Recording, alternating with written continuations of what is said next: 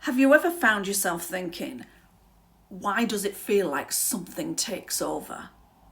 Why is it that you can be completely fine 1 minute and then suddenly the cravings are there, the noise is there, and that pull towards food is there, and it feels mechanical, automatic, almost like you weren't even involved in the decision? Well, I want to explain what's actually happening there. Because once you understand this, so much shame just falls away. Now, most people think it's about motivation or discipline or even emotional weakness. But it's not. What's happening is neurological. It's the nervous system, and it's the nervous system that's driving it.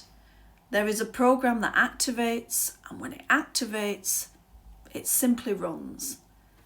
Just like any other survival response in your body. So, let's break it down. Your nervous system is wired for safety, not for happiness, not for weight loss, not for confidence, safety.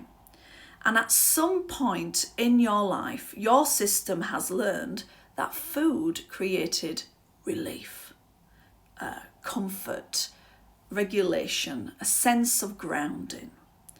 So it built a response pathway. And when something in your environment, in your emotions, or even in your thoughts resemble that original trigger, it doesn't have to be the same, just familiar enough. The program will activate, not consciously, but mechanically. And this is why it feels like something has taken over.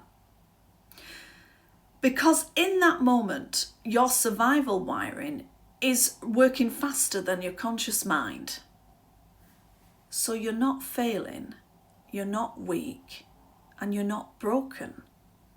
What you're seeing is your safety program executing. And when this lands, and I mean really lands, something important happens. Shame drops. Blame drops. There's space in your mind. And that recognition alone can feel like a real shift. But here's the part most people don't realise. Recognition interrupts the program, but it doesn't retire it. And when you understand what's happening, the nervous system often softens, the urgency reduces, the noise quiets, sometimes for hours, sometimes for days, and for some people even for a couple of weeks. But of course, then something stressful happens and the same program gets reactivated. Not because it didn't work, but because it was never fully deactivated. And this is the difference between interruption and shutdown. An interruption proves the mechanism is real. Full shutdown requires mapping the entire trigger network that's keeping that program alive. Because most people don't have just one trigger, do they? They have layers, habitual triggers, emotional triggers, private reinforcement patterns that no one else sees. If those layers aren't retired properly, the program will reattach under stress.